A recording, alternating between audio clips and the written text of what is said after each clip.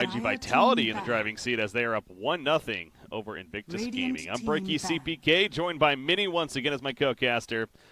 So here we go. I gotta say, it's seen their momentum, seen IG undefeated throughout the groups and the bracket so far. I figured IG would be the favorites here, but I wasn't phased. I knew IG Vitality was going to pull through, but we'll see. There's still more games to be left. But again, with IG Vitality taking out the Tinker ban, something that they did last game as well. Now the difference being is that they were obviously second pick last time, but now they are first pick, so they can have Slaughter themselves. One thing I would really like to see, put simply, is I'd like to sort of see a hero that can be paired with Slaughter, so Slaughter can be played as a position 4. So I'd like to sort of see them go Slaughter Darks here, honestly, unless Invictus Gaming pick up here now, but we'll see what they decide to do. You like your Darkseer. Oh man, I hear it's so good, man. Honestly, so strong.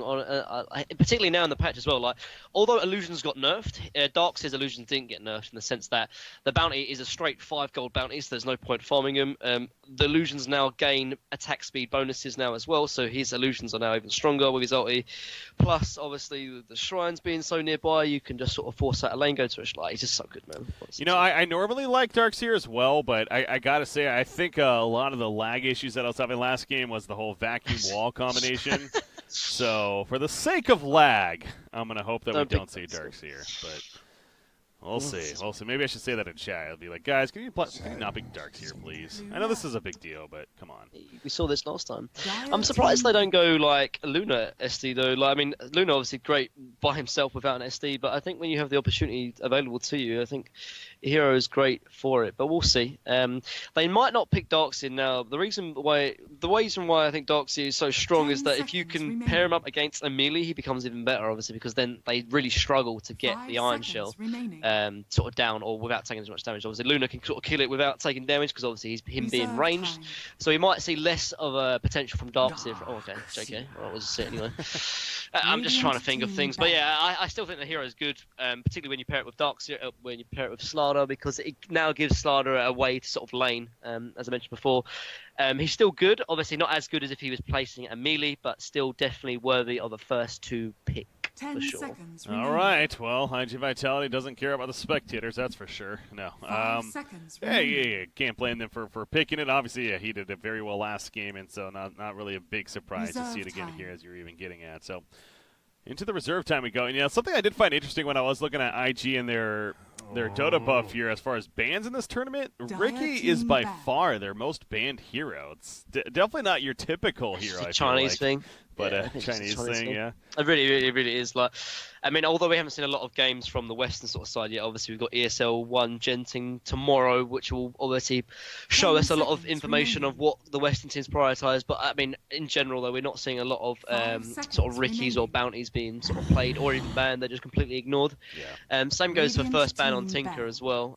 We're seeing a few of those. I think this is more because obviously IG like to favour Tinker in itself because of Vitality have been banning it a lot. But in general, a few of these heroes are kind of peculiar to sort of see, but I think this is more cultural kind of changes than meta changes.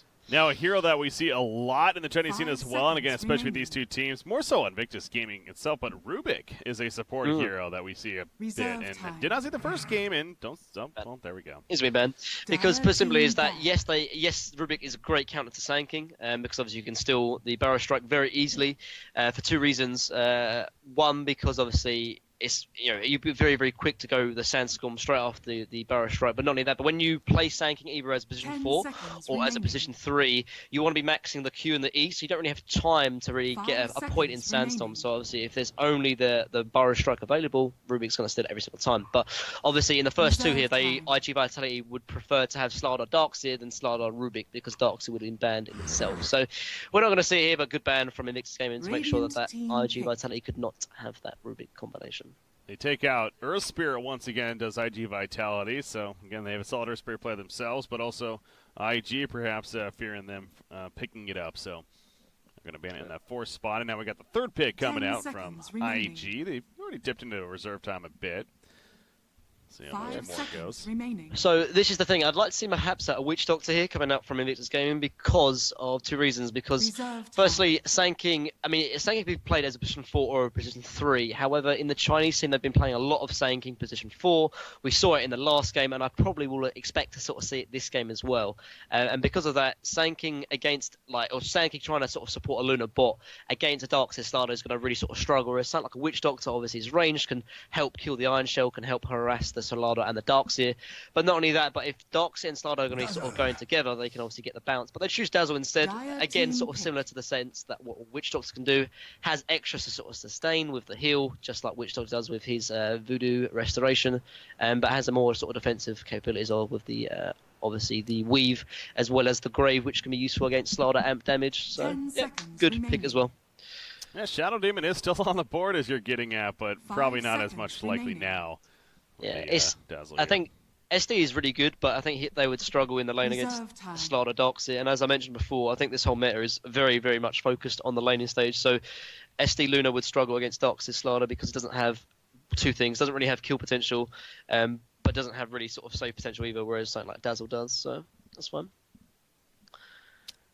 Third pick now for IG Vitality. They got a bit more extra reserve time to think about this one. Again, they could still use the support themselves if they want to. Also need that one position, however.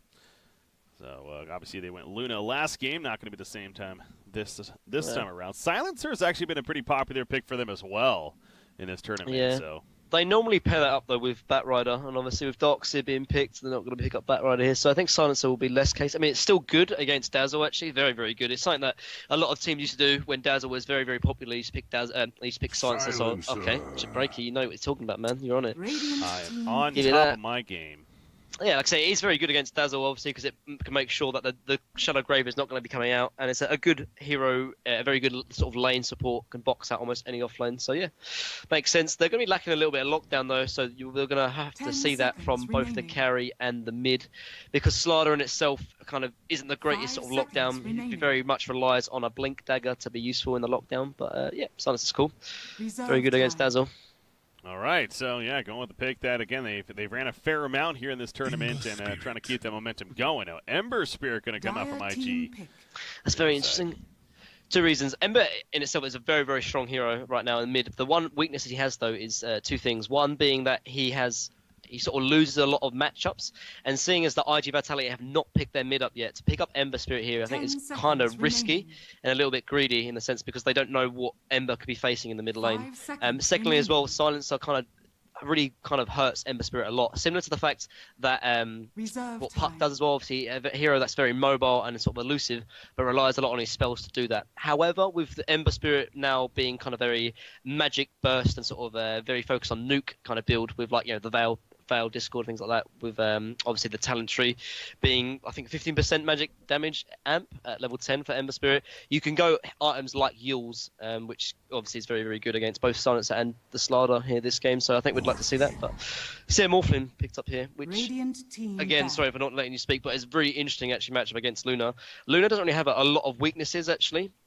However, Morphling is one of them because of that. Because Luna in itself is such a strong hero, in the sense that he's very stat dependent and a lot of his damage comes from stats. And Morphling is great because obviously with the replicate you can take a Luna for yourself and do a lot of damage back to the enemy team.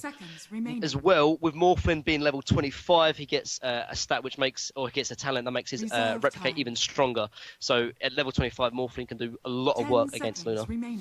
And Morphling's just one of those heroes as well. It's like he will be able to kind of take over the game by himself if you let him, kind of deal. So similar to like an anti-mage, something along those lines. So yeah, IG Vitality definitely setting themselves up to have a strong late game. They also banned the AA, which happens to be good against Morphling. And so they're going to make sure not to go up against it. And they final pick a Clockwork. All right. There's the lockdown that I said they needed from their cause, and I think Clockwork was probably one of the best because the ability to, first of all, is very, very good against Sanking, because if he can hook shot the Sanking struggles to get Barrow Strike off to get away. But only that obviously offers a lot of sort of lockdown, but gives them actually a lot of potential to sort of make sort of space for the Morphling. The one interesting thing though is that Darks is being picked up here, so I'm assuming this Clockwork is being played mid, which is something I haven't seen a lot of actually. So it'd be very interesting, and then they follow or finish the draft off for IG with an Undying pick off. So very interesting. That's the first thing that hit me, though, as you're getting at there with the clockwork. I'm looking at this lineup, and I'm thinking to myself, well, who's what? I mean, I mean, you figure Silencer and Morphling are the cores, right? Like, that's going to be a thing most likely. I mean, I don't know. Could they run support Silencer, I guess? I mean, they could run support Silencer, or they could run support Clockwork, honestly, because it's hard to say, really, because Morphling is a very weak lane in itself, whereas Silence is a very strong laner, so you want to kind of pair them together. But obviously, Morphling is still ranged, and Clockwork being melee, you could perhaps maybe lane them together and have like a support Clockwork, which isn't out of the question, which then would mean Silencer versus Ember Spirit mid. Silencer would absolutely destroy Ember, which I talked about how Ember has a kind of a weak laning phase. But I don't know. I think that honestly, I think it's still up in the air whether they want to run support Clockwork or support Silencer. If Clockwork is mid, I think again Clockwork has the ability to sort of solo kill the Ember, but I think Ember will be okay seeing it's a melee versus melee matchup, but we'll see how it goes. I'm kind of very interesting. Silencer hasn't bought any items, so I can't tell just yet. Yeah, I'll see who ends up playing one. Oh no, yeah, so it's gonna be mid Clockwork as I expected. So yeah, mid Clockwork because Sakata's playing it. So yeah, so it's gonna be Silencer and Morphling in the lane, which I think is probably for the best. Again, Silencer is a very strong laner, particularly at level 1, because obviously he gets 1 point in Glaives of Wisdom, and not a lot of offlaners can really do much about it. However, with IG's last pick being Undying, so Undying Sanking is a very, very, very strong laning combination, and something as weak as a Morphling in the lane is really going to struggle, I think. So I like the draft here from IG regular or IG. Yeah, Mate, it's so frustrating. Like, I'm gonna call from now. I'm gonna call IG Vitality just Vitality, and I'm gonna call IG just IG. It's so much easier because. Honestly, being a caster and saying these both two names is the most frustrating thing ever, honestly. That's what I found myself doing as well, yeah. Just call them Vitality and then call the other team IG. So, and right now, Vitality, as you see up here, again, guys, just tuning in, a 1-0 lead for Invictus Gaming. Vitality, that is. So, currently on the dire side over here. But yeah, it is going to be that support Silencer in the end, so as mentioned right here. I believe they've been running it more as the core, though, previously, but again, kind of adapting to the draft right here, so making use. I think they're still going to struggle. Like, Sanking Undying is probably one of the strongest dual lanes you could probably get. I think Undying in itself is such a strong lane now, obviously with the Decay. Even if you have 3 heroes in this lane, they're going to struggle, I think, honestly, because obviously the more heroes in a lane, the more heroes that Undying can then hit with Decay. But there's going to be a little bit of an engagement here. Yeah, I'll see some damage coming out of the Sand King. You see that Decay being thrown out, though, and Dogfight's not going to risk going further, so they'll just counter ward meanwhile. So I think right now the most important thing is going to be this top lane, without a doubt. Obviously, both teams are kind of committing a lot of resources to try and make sure this lane is going to be winning. Obviously, for Invictus Gaming here, they want to make sure they shut down the Morphling, because if they shut down the Morphling, then it's going to be kind of a very easy game. Clockwork is not going to do much really in terms of the mid to the late game. Neither is Darkseer. Obviously, all the kind of carry potential is going to be on this Morphling. But for obviously Vitality here, they want to make sure that Morphling gets as good of a start as possible. See, it's going to be a fun middle matchup to watch. Again, the Clockwork versus the Ember Spear. But top lane, we see some good harassment coming out. Dogfights on that Slaughter. He lands a 2-man crush. They will maybe apply some damage onto the Undying right there. But again, throws out that Decay, and he'll be more than fine. But so the real intricacy here for this top lane, stun is missed. The real intricacy here is really, it all goes back to Decay really. It depends on whether IG's Q can land a lot of sort of double or even triple Decays. And obviously for Vitality it's to make sure that they do not get double decayed, just like that, because otherwise Undying has a lot more strength. But Science is doing a great job though, really boxing him out, which is giving Morphling a lot of time to just sort of hit and sort of hit on the creeps and get his farm. So yeah. You see Undying is definitely boxing out Slaughter, as mentioned, and down to 300 life right there because of all those decays. So max life, that is. Yeah. They're gonna go to the shrine and just heal up, and this is why a lot of teams are trying to focus on prioritizing on sort of attacking and really trying to collapse on the enemy safe lane, because they have obviously things like the shrines available. But not only that, particularly for Radiant, they have both bounty runes quite close by for the offlane. So not only can IG take their own bounty rune, they can take Vitality's bounty rune as well, because they're both kind of nearby. So, yep. Morphling, though, is the one that's kind of sitting back. Paparazzi, he's getting that free farm. He's 11-7 to start here, so again, having a very, very good time. You compare that to Luna, in fact, who's at 5-6, 6-6 now currently, as a creep blade pushed into the tower. But so far, Morphling having the better start when it comes to overall last hits. Now, some pulling going on, and that's going to raise some flags to Sand King. Dazzle also porting up here, so it turns into a tri-lane. Not going to be able to catch Silencer, though, but they will steal a little bit of this farm, however. Yeah. I think this is a good play. Obviously, Luna's farm is going to be a little bit kind of hindered because obviously he doesn't have the Dazzle sitting behind him. But at the same time, Luna being range should be able to at least get CS while Darkseer puts the Iron Shell creeps on him without taking too much damage.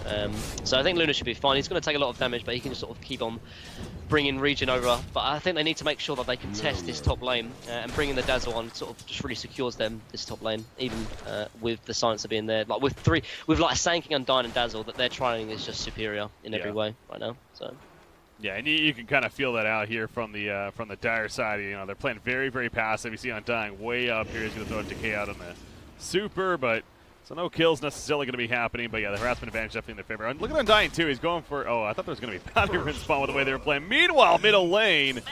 Oh my gosh, I'm caught up watching Try versus Try, and Classic missing the first blood. Sakata taking out Ember Spirit right there. How on earth did that happen? He just got. I was watching it, and Ember was playing too aggressive with his Flame Guard. Flame Guard ended, and then Clockwork just hit him with a Battery Assault plus Power Cogs. And this is what I was talking about, particularly in the draft. When one team picks up Ember without seeing the enemy mid laner, it's very, very risky because things like this can happen. Clockwork obviously very, very good against melees, and when obviously when the Flame Guard is down for Ember, Ember has no kind of save to all the magic damage from Battery Assault. So yeah, just good play from Sakata, knowing his limits, and Ember not knowing his.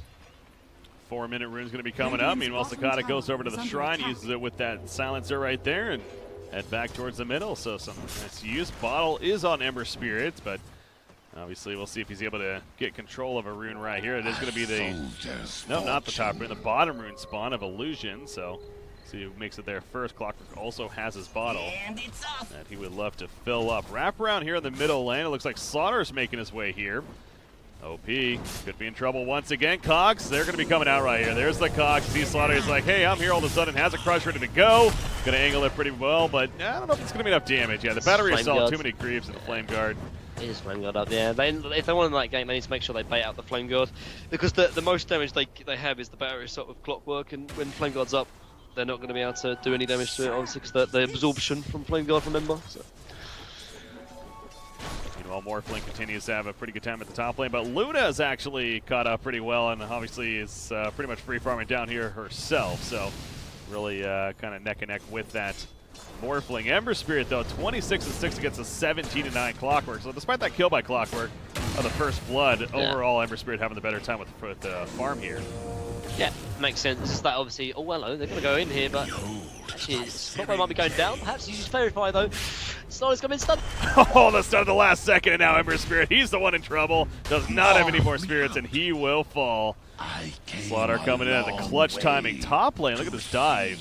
Morphling is going to be fine, but they're really taking control of this lane. Oh, the ultimate activated by Silencer right there. I think he, or what am I saying? That wasn't the ultimate. Arcane Curse. I'm like, whoa, that's an early ultimate. Level 6 Silencer, that's impressive. Yeah. No, but anyway, Silencer's in just in case. But yeah, how about that middle lane though, Ember Spirit? Yeah, it was a nice play from Ember though. He just didn't calculate the Fairy Fire and didn't assume that Slaughter's going to be there. Nice dodge from the stun from Morphling. Oh my god! Woo! That damage top lane. Holy crap! That Shadow Wave just dropped him instantly. Wow. Wish I was watching it. I'm sure it was impressive. It was. He literally had like 70% HP, then he just dropped to 0, and I was like, wow, that did a lot of damage. But yeah, and this is what I'm talking about. Like, this tri-lane from Undying, Dazzle, and Sanking is too strong, really. And Luke's actually going to go down to rotation from Clockwork. So yes, Sakata is playing sick right now. That one I did catch, and that was just simply a hook shot in, followed by the Cogs. Meanwhile, back to the top lane, Morphling again. You see that damage coming out. Not enough this time initially, and he'll actually dash in right there, but out comes a Tombstone. He needs to transform. He's doing just that, as in comes a TP from Super. Going to throw out some help right here. The Tombstone is still down, but now Silencer going to focus fire that, and it is going to be enough to take it out, but oh, they got some support coming in. That would be Slaughter sprinting on in. Enough to get IG to actually fall back up here eventually, but Paparazzi this time around is able to live. Luna's up here. How about this? Yeah, he's level 6. looking to try and get something done. I think the biggest thing though is they just want to try and hinder this farm from Morphling as much as possible, because in sort of the mid game, like Luna is going to offer a lot more than a Morphling. Morphling really only becomes a real threat and a real kind of presence in the game when he has two items, them being Lincoln's and F-Blade. He's definitely going to go Lincoln's this game because I think there's very little lockdown other than the Sand King stun, which obviously is going to be countered by the Nullstone and obviously F-Blade as well. Like with F-Blade he can burst down almost anyone if he has the right amount of agility. So yeah, but until then Morphling really doesn't offer too much as a hero, so I think IG are just going to try and push their advantage, kind of similar to what IG Vitality did in the last game, knowing that obviously Morphling can't offer too much in the early engagements. Just Vitality, damn it. Oh, just Vitality, yeah. So, yeah, but yeah, so kind of trying to follow suit, obviously, with the Luna, just like Vitality had the first game. You know, it kind of makes sense. Trying to finish the Helm of the Dominator. They will get that top tower killed. Bottom lane OP could be in trouble. Setting up. No hook shot or anything around, though, as Clockwork is covering the bounty rune of an 8-minute spawn right here. He'll pick that up, and he will head towards the bottom lane now, so Ember Spirit still could be in some trouble right here. Does have the Fire Remnant. Oh, the Crush is going to miss, so yeah, OP kind of dancing with him. And for his sake, he will manage to live, actually. So going to be good, and we'll continue to farm. So Clockwork going to have to go elsewhere, it looks like. Wants to try to set up another gank here. Does have that Urn of Shadows going to go as well. And also the Phase Boost just finished onto him. So Morphling taking advantage of the lane being pushed up here. And there's the starting of the work of the Lincolns. Yeah, smoke onto Slaughter and Clockwork. They're going to try and find a pick, perhaps this Luna mid lane. Or even this Dazzle here. Oh, they'll go for the Dazzle, but the Crush misses. Is he going to go in? The hook shot miss. Baboka's like, yeah, come at me. You can't stop this. Juking and jiving all around. Now Clockwork, the cogs are up, and he's in trouble. See Silencer doing what he can from a distance, but that is not much. So talk about crucial misses. And now they're going to get their middle push down as well. Yeah, that's obviously just kind of one weakness of Starter without Blink. Does struggle to find those crushes, honestly. But they're going to take the mid tower as well, which is just a really good play from IG here. Realising that really they're playing 5 versus 4 for the first sort of 10 to 15, 20 minutes, honestly. So he's going to try and get a deny. It's not going to find it though. So close to it, but Slaughter unsuccessful. Speaking of Blink Dagger progress, obviously it's still quite a bit of ways here for Slaughter. Of course, it is a 4-position Slaughter. I'd like to see IG do this to all the outer towers, honestly, particularly the tier 1 tower, but the tier 2s are going to be probably a little bit harder because they don't have the most amount of farm on Luna. Actually, Saki kills the Morphling, actually. Yep, solo kill. He blinked in, his new blink. His nice little toy is going to show it off to Morphling right there with an epicenter, and caught him at half life at that point, so very good use. And now middle lane, they smoke up yet again. We saw what happened last time, though. Couple of whiffs, so going to hope for a different outcome here. As they head towards the bottom lane, but again, unless they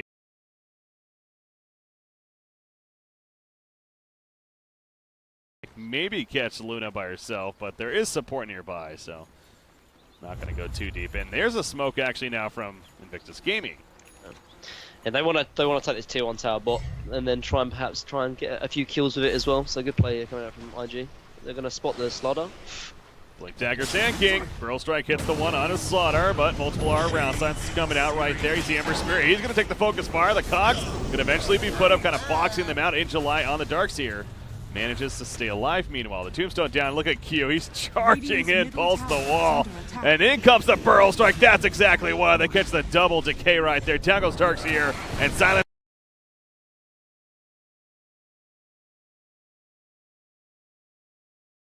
will also get picked off as well. Morphling, of course, not here. And that's exactly what IG wanted.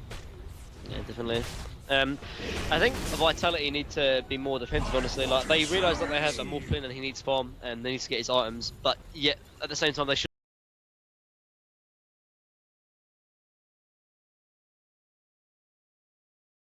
not be giving up these kills, honestly. Like, they know that they have to fight as 4, but at the same time, if they realise that IG are as 5, then Vitality need to make sure they're not fighting as 4 because they're going to lose that fight regardless. So they need to make sure they're looking for pickoffs, they're looking for obviously sort of trying to split push as much as possible and just trying to delay the game as much as possible until Morphling has at least his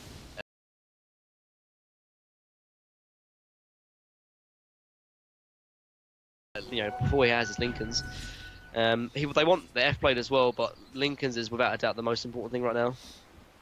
Burning is going to take advantage of Morphling pushing up this creep lane up here, but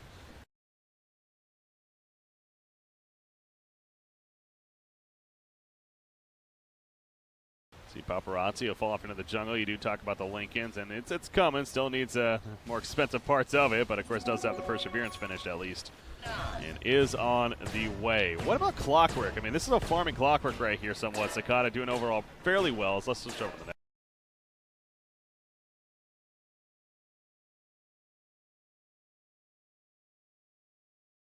Worth here. Yeah, fourth in the game right now, kind of bouncing around. Looks like he's going Blade Mail here. It's pretty usual follow-up, you think? Yeah, definitely. There's a lot of kind of uncontrollable AoE damage from the enemy side, from Invictus Gaming, which being obviously the epicenter, as well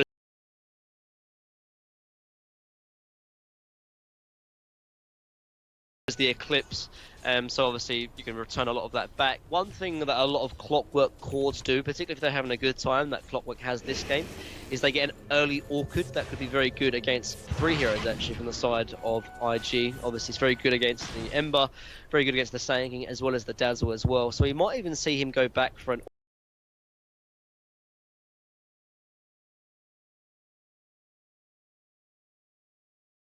Orchid, but I think Blade Mail is definitely a fine choice as well. Silencer almost found himself in a very scary spot. He was spotted at the last second down here at the bottom lane, but he ports out in time, and he's going to help protect this secondary tower, or actually say the first tower even, actually still being up. So he does have that global silence as well. Middle lane, meanwhile, they're wrapping around. Oh, Burning's in trouble. Here comes Aqua, but he missed the hook shot.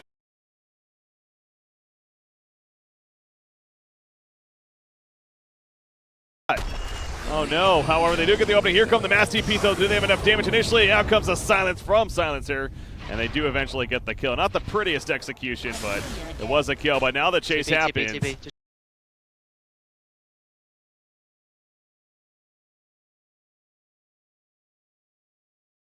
TP, good play. He's going to TP, he sure is. Yeah, he's smart enough to realize that. Smart. He probably would have died otherwise, so really good play. Yeah, and this is exactly what they need to do. They need to find pickoffs, they need to try and delay the game as much as possible. When a pickoff like that obviously forces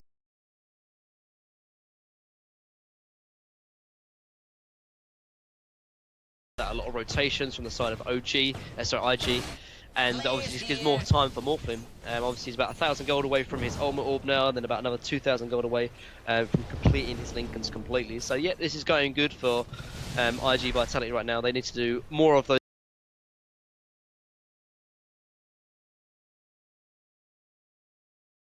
pickoffs and less of the team fights right now. Yeah, so you're dipping back down about 1,000 net worth lead. The experience actually favoring the Dire side quite a bit, about 1,500 in Vitality's favor, so a lot of the spread out.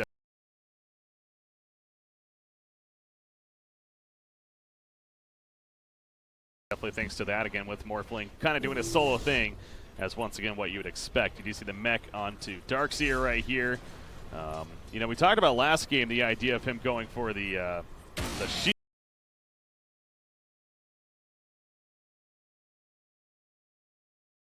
Shivas and like that. Do you think Shivas would be good this game as well, or? Like, no, I think Pipe's a lot more better this game. Last game there was very physical, heavy presence, whereas this game is a lot of magic from both the Ember, Sand King, and even the Luna as well. So I think he'll go Pipe instead of Shivas. He might go Shivas like super late game when Luna becomes a physical threat, but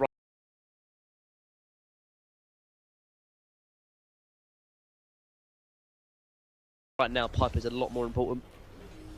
Bottom lane push, trying to get this first tower down here. Does have the Wilding Ripper to help assist as well. The defensive weave comes out and should be an easy tower kill. Obviously no defense really put up other than the fortification. Obviously is right there, but down it goes, and we're going to keep this push going. Now the second tier tower, that's where it gets a little bit different. This is the problem though.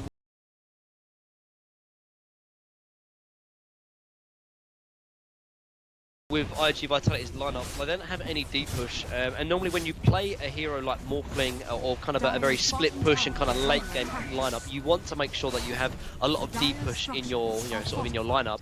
Right now, all they have is the Clockwork, the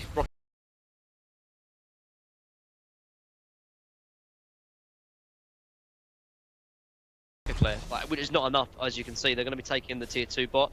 They might even pressure the bot, the racked bot as well, try and force the rotations out. But they're going to TP because they're losing their tier 1 tower top. TP from Sand King might get some more TPs as well if Sand King can catch someone with a stun. Blink Dagger almost finished on Slaughter, but oh yeah, he has no clue though that they're still hanging around. This could catch him off guard big time.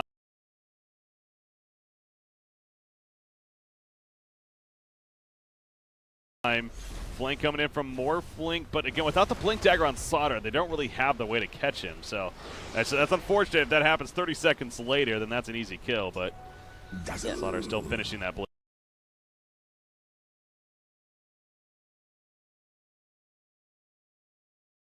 So right now, IG need to be taking all the outer towers right now. I know it's only 50 minutes in, but at the same time, they're not scared of anything. They're not scared of, obviously, Vitality taking to fight them.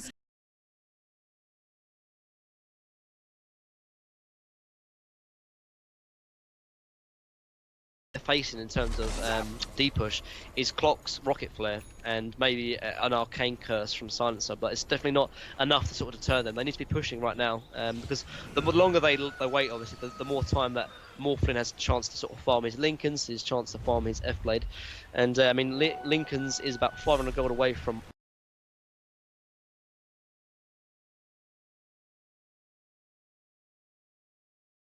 Morphlin, and that's when it gets a bit of a problem because then Morphlin can split push without really any.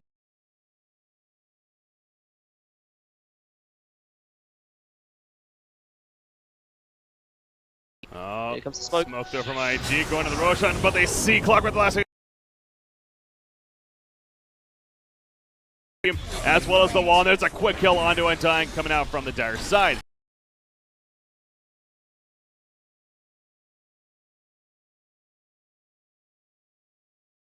That are not going to get off in time though. Actually, he did get it off, and Dogfight needs to port out. He will be fine.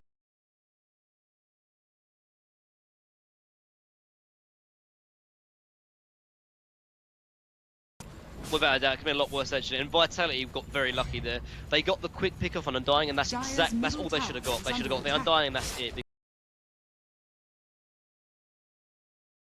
Obviously, it's generally weaker, so they should have got that pick off, and then that would have been it. But then Clockwork was trying to find a pick off on the Sand King as well, but then obviously Ember came in and they started losing. So the two TPs there from both the Darkseer and Slaughter was.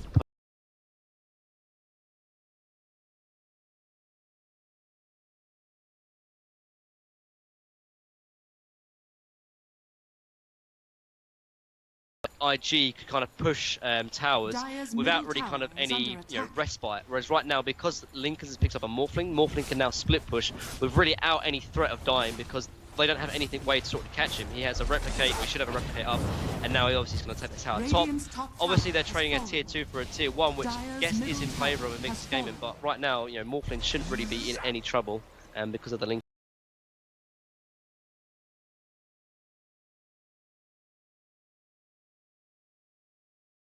Yeah, I've done a good job in really delaying this game without it being a disaster. Yeah, that's exactly what their game plan is, and you see IG meanwhile, continuing to farm obviously on heroes like Luna, trying to finish off. It looks like she's going to be going at least for the Hurricane Pike here.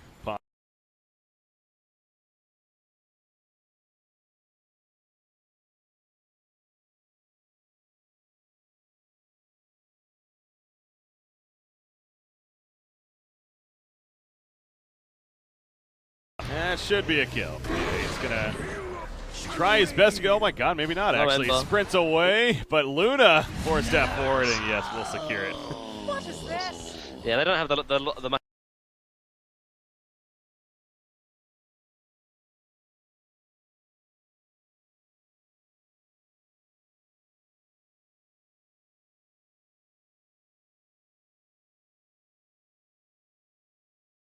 for the side of IG, because Vitality can now push in top, can now push in bot as well, but they might find the Clockwork here, or Clockwork might actually find the Undying actually. Yeah.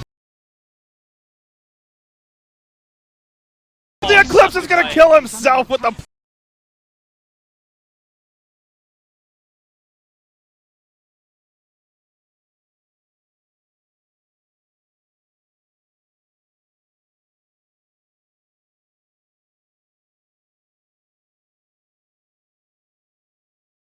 happening. So, but they're not going to head over and do it just yet. Continuing to kind of roam around together. You got Morphling so close to that Eth Blade. So perhaps they want to finish that first. But in terms of items, Pipe has been picked up by Darkseer, as I suggested. It looks like Slardar is either making Midas or Armlet. I think Armlet would be definitely the less greedy and less risky option, seeing as that I think they have guaranteed late game with the Morphling anyway, but I guess perhaps he just wants to secure it even more. And it looks like he's actually picking up a hand of Midas, so it's not too bad. Obviously, it does synergize a little bit with the Bash of the Deep, or his passive. And obviously they're going to carry on this sort of late game style. So again, a Midas is pretty useful in that respect. The Yule's picked up by Ember, so that's very good against the Silencer. And this is the Roche, as we're talking about. But Morphling has picked up his F-Blade, but I don't think they're going to be able to contest the Roshan in time because they're not positioned correctly. Yeah, they barely saw it at the last second with the rocket, but yeah, not going to get there in time. And there we go with the Aegis. I think they're fine. I think they're fine with it though. With F-Blade now online, I think even if IG look to start pressuring the high ground, I think Vitality are going to be okay in taking that fight. They've got really good high ground offense. Obviously, the biggest being the Darkseer. Obviously, the good vacuum combos into wall.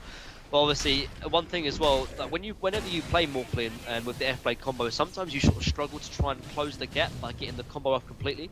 But if they're pushing into you, you're going to find very easy combos with obviously the shotgun in that respect. And you might find it here on Ember. I don't think it's going to be enough damage though. He's going to get away. He had Flame Guard on, so I don't think they could have killed him. But that replicate at least. Top lane tower, it's going to fall. And I think IG are going to keep on pushing as well. They're going to trade bot, but I think they're going to keep on pushing. Perhaps. Yeah, they don't have the best vision right now, I don't think, of IG. So yeah, they're going to play it pretty safe right here. So we see they're fine for now, but again, they don't necessarily know that. They are losing their shrine though, so they are going to notice that happening. Maybe that'll be a cue, but Ember Spirit ports down here to prevent them from easily taking it at least. And it might be enough actually, but God, they're tempted. You can tell they want to make a play here, but well, Shrine's already down though, so I think if they had this could be dangerous now, seeing as the IG members are available to TP. Here we go. Oh, Slide of Fist, that stopped the Blink Dagger. I think they were planning right like at that exact time. Yeah. And he just stopped it, so. It's a hard kill as well though. He's got Yules and he's got Remnants up, so I think it was probably the best decision for Vitality not to go for that. It would have been a hard kill to take. Maybe with the Bash proc in there could have possibly done it, but yeah, it just wasn't to be. So good thing is no turnaround either, and it just pretty much ends up neutral right there. But Morphling goes back to the top lane. Now he's working on that BKB at 2,400 gold saved up, so he is almost there as well. So would like that tool now, I'm sure, if before another fight breaks out. Meanwhile, Ag's being worked on by Clockwork here. Yeah. Finished in the near future. So remind the viewers, what exactly does Ags do on Clockwork? Just 12-second cooldown on his ultimate, so you can start hook shocking everyone. And by viewers, you mean yourself. Yeah? No, viewers. The viewers. Alright, the viewers, man. Think about the viewers. I know everything about this game. But it's just the hook shot goes on to like super low cooldown, so you can use it like twice, even 3 times in a fight. So obviously very useful for a hero that is an initiator core in that respect. So yeah, 12-second cooldown. God, I'm getting some crazy lag spikes every once in a while. Jeez. Chinese man, perfect world service. It's brutal sometimes, but all right, we're good now. We're good now. Yeah, you see Darkseer finishing those Guardian Greaves here, so nice item to pick up on their side. This is a kind of interesting getting into the mindset really of IG right now, because they have Aegis and yet they still don't want to push high ground. So what that tells me is that when do they want to push high ground really? Because the later it goes, I think it's only going to get worse really, because obviously Morphling's going to get a lot more items. Obviously they've got a Midas now on Slider in the next sort of 500 gold and stuff. So I think they're going to sort of struggle, because this whole game, this Morphling is going to be split pushing them, and they don't have a draft really to deal with it. They've got a Sand King stun that's going to be blocked by a Lincoln's. They've got a Lucent Beam, which is only a 0.8 second stun, so that's not a lot really. They've got a Root from Ember, which isn't even a stun, so you can obviously replicate out. And then they've got heroes like Dazzle and Undyne that do absolutely nothing, and probably just going to feed to this Morphling. So it's hard to say really, but talking of Morphling though, he's rotating up top with Slardar. They might be able to catch this Slardar perhaps. Is it going to be in time? Nope. Flame Guard was on, so, and Morphling wasn't really there in time to get his damage from his waveform out, so not enough. Yeah. But it's still good to make those plays though, because even though he doesn't get the kill, it puts kind of more of a the onus on Ember to be sort of scared. Although he doesn't have mana. no. Oh my god. He's dead. He's got Lincoln's. He's got Lincoln's. Oh, he took it off. Oh, such a good play. Yeah, he took it off with the Yule Scepter. He took it off.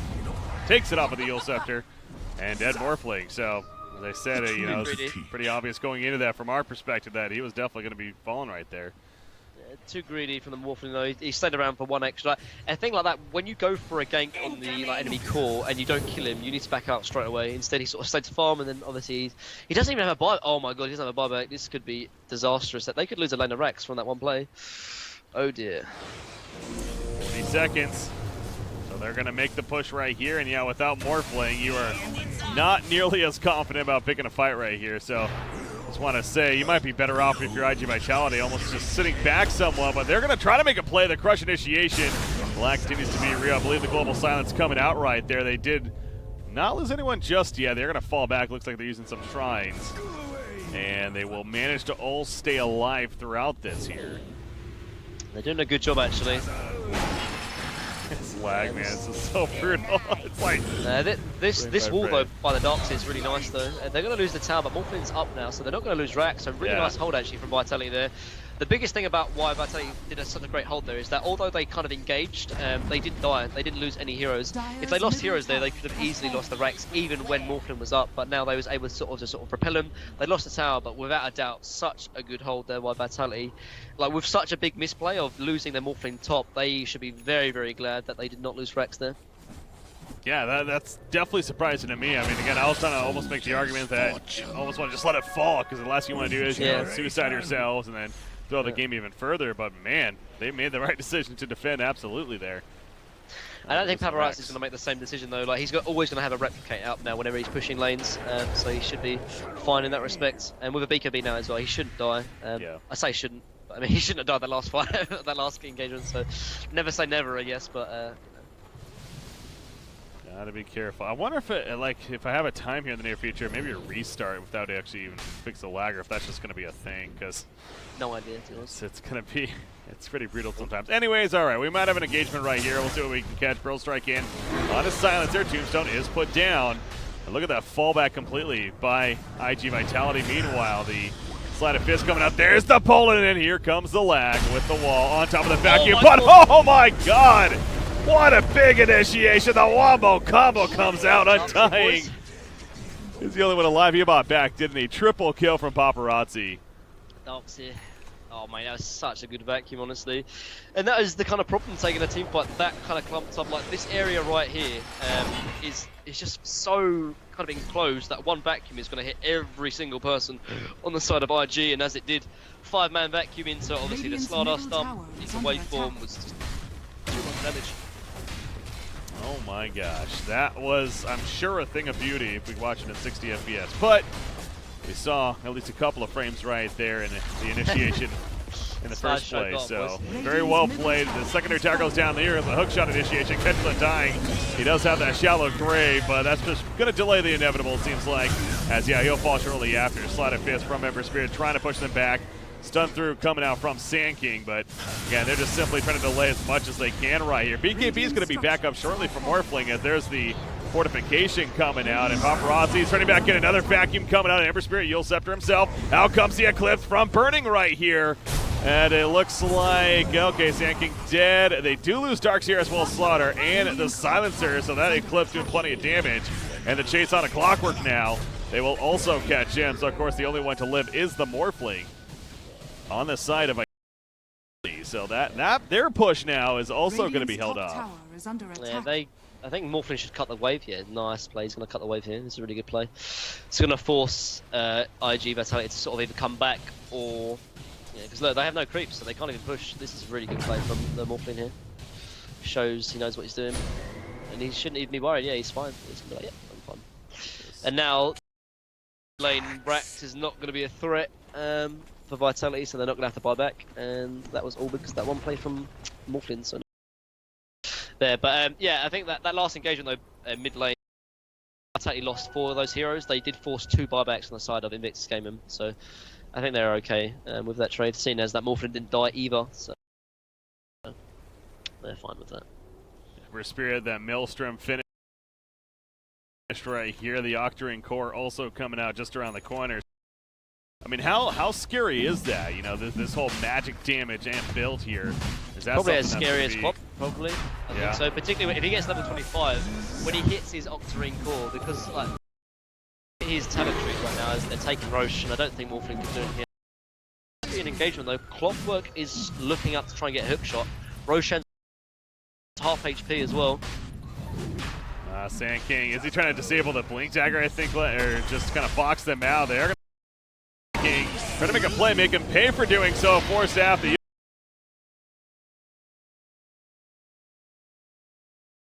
trying to live throughout this as Roshan goes down, and it's picked up by Burning, but Paparazzi did jump into the background, trying to make a play. He's going to try to get out, though, and he will be successful with that.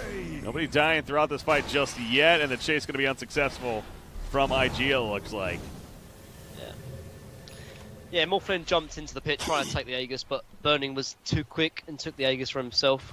That's it, really. And then they all backed off and didn't lose anyone, so that was okay. Like I said, even with Aegis on Luna, I don't think that Vitality are too scared, honestly, because their high ground defense, as we saw in previous team fights, Darkseid backing combos is incredibly volatile and dangerous. So. And now there is the butterfly purchase by Luna. So more presence to start sieging here coming out on the side of IG. But then you have Morphling. He's got a Yasha finish actually. That's the building of I have Scotty in the works. See if he turns it into that or not. Yeah, I think like normally you would see like Morphlings go straight into mana, but I think this game mana really doesn't offer you too much. The only thing it probably does offer you is trying to perhaps tank some of the Eclipse kind of bounces from Luna. But at the same time, there's so much AoE damage that I think the illusions from Morphling are going to die too quickly. So he needs to build like a tanky item and then go mana. So for example, he could build Scotty, which is going to make his illusions tankier, and then he can go mana, making his illusions stronger. But IG smokes up though, looking to try and take someone out and then go straight into Rax, but I'm not going to find anyone, seeing as everyone's in the base and Morphling is pushing bottom. So. Yeah, gonna be this is where that power of Morphling, obviously now that he's really come online here with his items and everything, and the split push presence that's really causing IG to constantly be distracted by that. And in fact, there we go with 40 down here, and Paparazzi, well, yeah, he'll be fine. He'll just port out himself, but at least got the back. There's a remnant though mid though, so they shouldn't try and engage on IG because Ember can come back into the fight instantly, so they need to be wary of that. Yeah, you see right here in the middle lane, so. They're gonna kind of be a little sneaky about this. Clockwork, he smoked up in the front lines with the rest of them, but it's good defense by IG right here. Although Luna exposing, they're going for Ember Spirit bottom lane, but again, he has a remnant there in the middle. Is this gonna be enough damage? The crush hits. Do they have enough follow-up? Yes, no, they do not. Heals out. He should be fine. And no, he's not. The silence even just in case. Nice cogs actually from the Clockwork there, but yeah, very close. But good pick off now. Again, now delays the Aegis as well, and I think they can take the tier 2 tower. Might even try and force Rax down the bot lane as well if they're quick enough. But I mean, Embo is up in 70 seconds. They do not know whether he has buyback or not. Morphling's going to come top, but there's only a Sand King and die, and they cannot kill this Morphling, particularly not with BKB. So yeah, not happening. Although Luna's coming as well. No, he's back. Sorry. Yeah, they were making their way up there to definitely make a play, but obviously, again, that's just another problem with trying to go for a Morphling. He's on top of it. He'll just get out, and he'll be fine. So exactly what he does there. 4,500 gold saved up here. Look at this net worth graph, too. It's kind of interesting. You know, they peaked there about the 28-minute mark, nearly 6,000 gold, and it's been going nearly all downhill from there. For IG, that is. You know, practically even overall. As what's going on down here? We got Luna running in. I don't think they're going to be jumping, though. Yeah, Slaughter, he's just going to hang out here a little bit. We'll port out.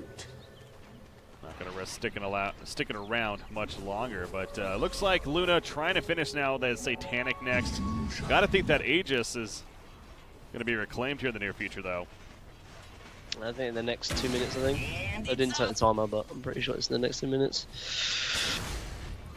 One thing I mentioned a little bit in the draft about how the matchup between Luna and Morphling work together, it's going to actually come to fruition and going to be shown here in the next couple of minutes when Morphling gets level 25, because normally when you play sort of against Luna, or against any kind of enemy carry as a Morphling, you want to obviously replicate the enemy carry, so obviously they're going to have the most farm, and obviously then you're going to do a lot of damage because you're taking an illusion of them. But it works even better because Luna obviously is a hero that relies a lot on stats and a lot on stats in general, so obviously illusions do even more. But when Morphling hits level 25, obviously one of these talents plus 30% replicate damage. Now, seeing as the replicate damage does 80% at level 18, obviously with the 25 talent as well, it's going to do 110%, so it's actually going to do more damage than Luna himself. So obviously when he gets like that, Luna is going to be kind of killing the rest of his team just because of how farmed he is. That is stupid strong, it sounds like. Radiant's That is pretty nice. Morphling is going to pour it out once again. Again, it's the distraction game. He's doing a very good job of it, and IG, it's so hard to deal with. That's what we're talking about with this late game, and as you're getting at the level 25 challenge, just will even make it that much tougher. Is anyone else close to 25? No surprise, Morphling is at top of 24. We talked about Ember Spirit, you know, that... so you assume he's going to get the 2-second series chains, right?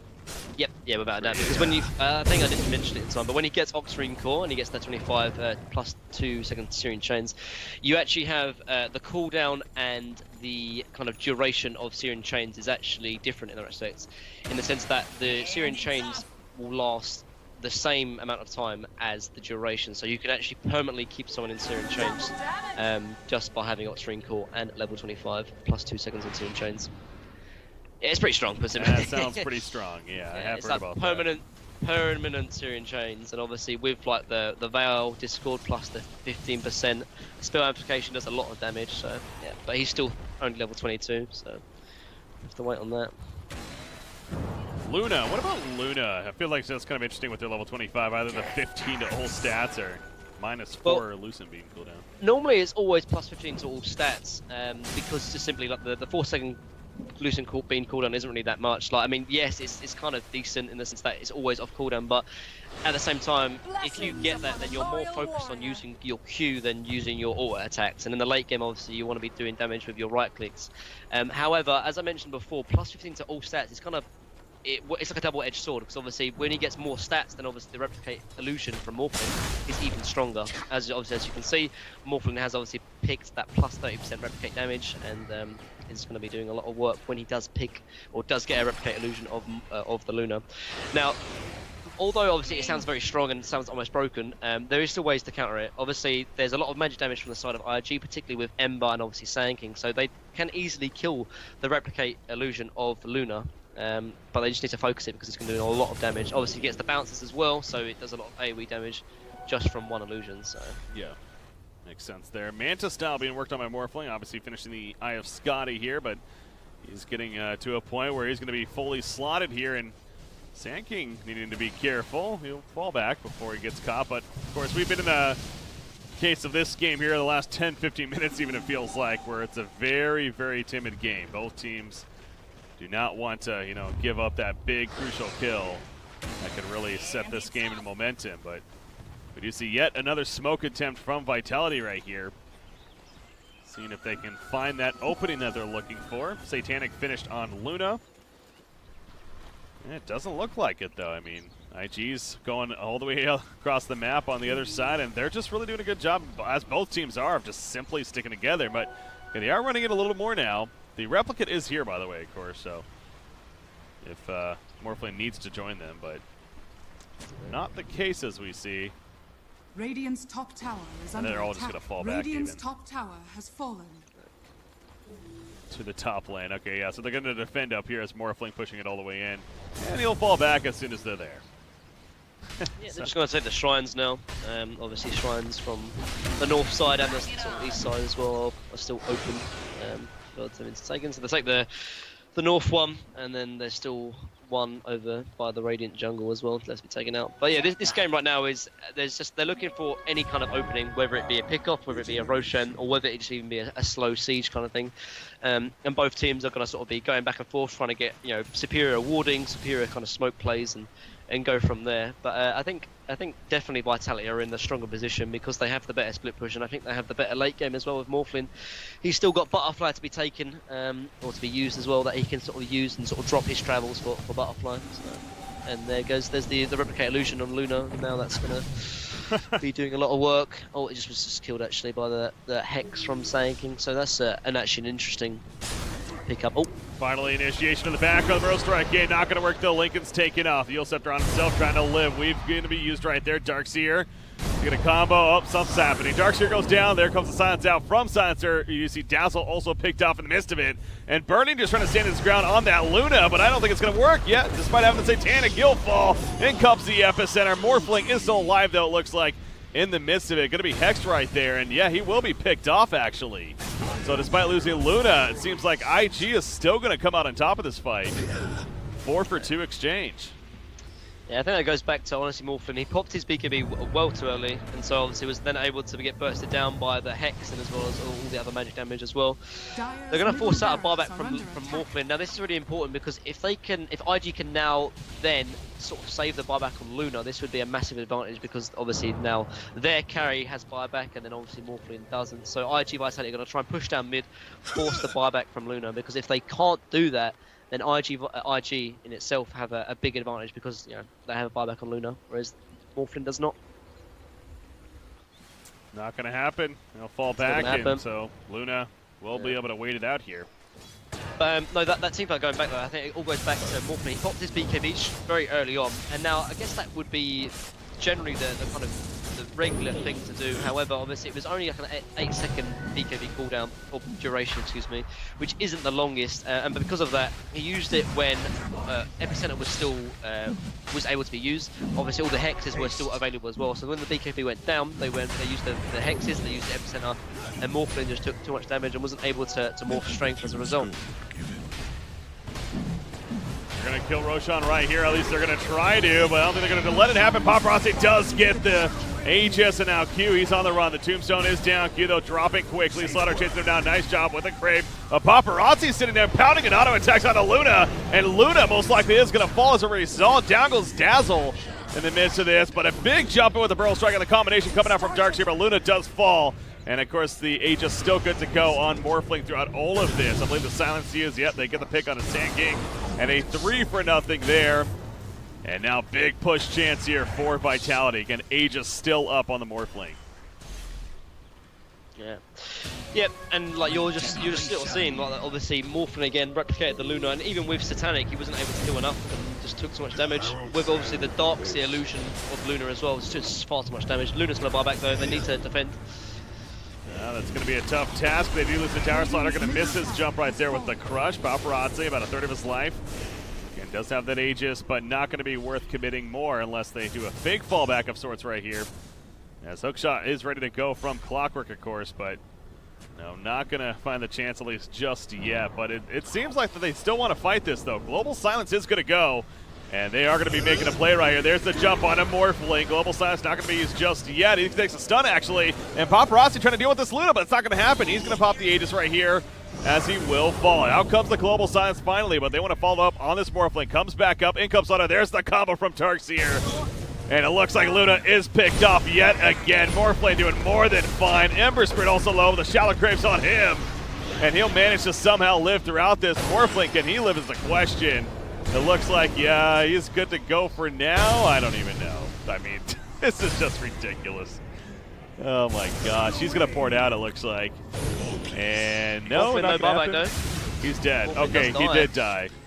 Yeah, he was trying to TP out, but there was a Syrian change. Remember, did enough damage, and yeah, was able to obviously TP in, did enough damage. But Luna doesn't have buyback either. However, Morphin is dead for almost 2 minutes right now. And I think IG are going to look to push even with their Luna dead, knowing that Morphin does not have a buyback. So yeah, guys, I don't know what to say. I mean, I'm not lagging on my side at all. It's just perfect. It's perfect world, man. Like, yeah. It happens all the time. Like, I feel bad because obviously everyone's talking about it, but I don't know. I guess I'm on the other side of the world here, so. Yeah, it's just perfect world, honestly. It's just it happens, man. I'm not lagging as bad because I'm from UK, but yeah. Obviously you being from America, it's even worse for you. But it's just perfect world. It happens all the time, so try not to think about it. We're doing our best to manage right here. As out come the cogs, and again, just simply trying to hold as long as possible. But as you're talking about, no buybacks on Morphling for a good 60 seconds. As the Yule Scepter, the Air from Ember Spirit, is simply trying to delay once again. But there we go with a jump from Dogfights to Poland yet again with the combo, but no more flanks. So will they have good damage follow-up here is the obvious question. as they're holding off for now. They do get Undying, and Ember Spirit, he's in trouble with the shallow grave. Does he actually make it out? No, he does not. He does die, it looks like. And so they do hold yet again without Morphling. I mean, this is the second time they've done this now. Oh, look. We're not Ember done is this here, yet. though. Oh, yeah. Luna's here as well. Ember bought back with Luna coming in. And they're going to find Silencer, actually, it looks like. Probably going to get picked off right off the bat. There we go. They're probably going to take mid-racks, actually. Morphin's still dead for 15 seconds. They might even be able to get 2 sets of racks, perhaps. There's a really good buyback from Ember, though, realising that Luna's alive and that they can actually fight this. Still going ahead. They're going to take mid-racks, though. Morphin's up, though, now in 3 seconds. Alright, can he make a play right here? The Glaive's just bouncing around. I don't even know. It's just continual lag right here. Okay, they're not going to get 2. They only get the 1, it looks like. As we were once again caught back up right here in this game. But yeah, so they do lose the middle racks, but overall it seemed like a pretty good hold, considering especially that was a buyback. Ember Spirit, oh no, Morphling though. He gets caught yet again, but now this is going to be a follow-up. They catch Luna themselves. The scythe comes out. Can they get support enough in time? The shallow grave is put up, allowed to live for the time being. Satanic going to be popping. Burning will live with the auto attacks. The blade mill is out as well, but now actually turn coming out for IG. Buybacks galore on the side of Vitality. But obviously Luna living absolutely clutch right there, especially with that shallow grave. Darkseer is going to get managed to pick up. Morphling in the background looking for an opportunity. And there will be the global silence from Silencer coming out. Simply trying to stall this chase into the base now. But Paparazzi at a distance. Looks like they could Sand King maybe, as there's another combo from Darkseer with the wall down. And Sand King is going to fall. Next frame, Luna is dead, but so is Morphling. Oh my god, it is chaos all across the board. But with Ember Spirit being alive, that's the big key, and I think that could do it for IG here. I mean, they're still going, it looks like. And they're trying to get Darkseer killed. Okay, yeah, probably going to pick him off too. Yep, Sleight of Fist to finish him off. So Darkseer manages to live through whatever all that chaos was. And now going to back to where honestly, the biggest thing right now, right, is not that team that just happened there, but the one where they were going by sort of around mid and they were nearly killing their Luna. Then Dazzle graved and then Satanic was popped by Luna. However, it was a massive misplay from Morphin. He actually waveformed over and above onto the high ground and was not able to hit. So he was doing nothing while the rest of his team was dying. So that was a massive misplay from Morphin. It could have honestly been the game. They were this close from killing Luna. Instead, he survives, and then they end up having to fight down bottom, and then obviously Morphin dies and he down bottom as well. And they're going to most likely lose top as well. Morphin does have a buyback though, and I think he's going to most likely have to use it if they want to defend their top racks actually. Yeah, I mean, it's a difference between giving up Mega Coops right here and now you figure. There's the hook shot in, there's the buyback, so they're going to try to make a play. Maybe catch Undying, it seems like, but obviously Ember Spirit, he's a little too slippery, and he will manage to get away. Dazzle, oh, nice Glimmer Cape right there. Oh, man, oh, that was perfect timing with the port out, actually. Yeah, but now you're sort of seeing in team fights is that it's not just Luna causing a lot of problems, it's the Ember now as well. Like, he's level 25, he's got Oxmarine Core, he's got his Maelstrom, soon to be Mjolnir as well. He's doing so much damage. Like, having Searing Chains on a 5-second cooldown and the duration being 5 seconds as well. Like, same goes for the Sight of Fist being like a 4-second cooldown. Like, so much physical. However, being obviously Ember is predominantly magic damage that he only has like 1700 HP, and Morphin's dying simply to the Ember combination. So yeah, I think they honestly need to kill Ember at the start of the fight. The problem is obviously Dazzle being there with the Grave is Ember is a real problem. Yeah, Glaive's been really clutch, and it's not just Lumen they need to be worried about. They need to be worried about the Ember as well. That's an illusion, and they burst it down pretty quickly, but obviously.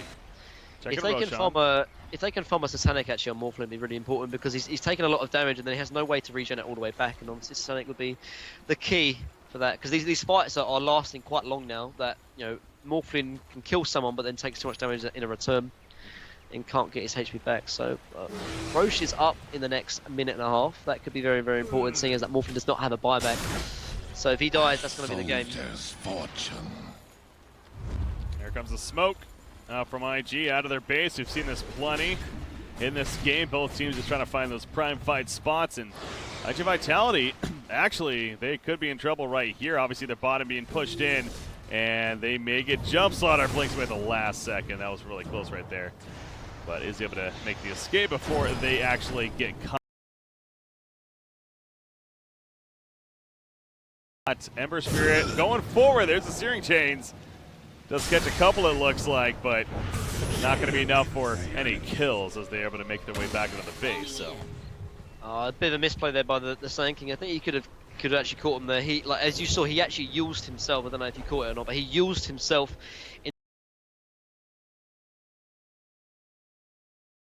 to try and get closer to get the burrow strike. Then obviously he missed the burrow strike as well onto the silencer. I think that could have been a catch there, and it could have been actually a very big advantage. But unfortunately, one little misplay, using himself instead of force-stopping himself, of course, costed him the pick. now there's a Lotus Orb picked up on Dazzle, so even more support to help with. And on top of the Shallow Grave, that again, that's been pretty clutch this game. We saw burning last couple of fights ago on that Luna. If it wasn't for that Shallow Grave, very clutch timing, allowing him to pop the Satanic and heal right back up. So getting around that is kind of what Vitality has to try to do. So killing him, but as you said, killing the Ember Spirit also needs to be up high on that list as soon as possible. But here we go, another move from Invictus Gaming, looking for a jump target. OP just goes right in the flank, though. They are going to jump the Dazzle, and he's going to die very quickly right here. No buyback for him. Global Silence comes out, so they took care of the support target, but do they have the follow-up now to kill others? Burning, he's going to live throughout this for now, but the Eclipse is popping to Morphling. He's taking too much damage. He's probably going to fall right here. Yes, he will. No buyback. That's probably game. Yeah, the team was busy flanking around over here. Didn't have the team all there. Yeah, I think they were chasing the Sand King or something, but I mean, we're not done just yet. They are going to go in and try to hope for the best case right here, but I got to think without Morphling, it's going to be a lost cause. They will lose Clockwork, and a 2-for-1 in this fight, but IG going to try to finish this game now. They killed Ember actually, but Ember's going to buy back. Yeah, without Morphling, I think that's going to be game. Oh, I mean, they're still going to try and hold, I guess, but with 3 versus 5 and Ember buying back, I'm pretty sure this is going to be game. Darkseer wall is on cooldown as well, so they can't even rely on that. There goes the tier 4 and now into the Ancient, and yeah, they cannot defend this most likely. Oh, it was actually a really good pickup actually. They were going to catch the Dazzle. They're going to kill the Snake here as well, but I don't think that's going to be enough for them to hold. Luna still hitting the throne, and yet throne 3, 2, 1, and GG. Oh man, it's such a shame though, because IG Vitality had a really good chance there. They went around the back with Starter and Morphling. They killed the Dazzle instantly, and then Morphling ended up fighting for the heroes without the rest of his team. I don't know what happened there. Like, I thought that was going to be a good fight because they killed Dazzle before he graved and before he weaved. Instead, his team were nowhere to be seen. I think they were on the high ground while Morphling was on the low ground in the middle front, and he used Satanic and survived for a little while, but in the end, just wasn't enough. But I mean, you saw the strength of the Ember there, obviously, really come into its effect, and it was really, it came to the point where it was Ember and Luna doing so much, whereas for the side of Vitality, it was just the Morphling really being a late game threat in the end. We have a game number 3 coming up as a result of that. IG comes through and forces that third and final game. So well played on their part, and yeah, another case of just like the first game.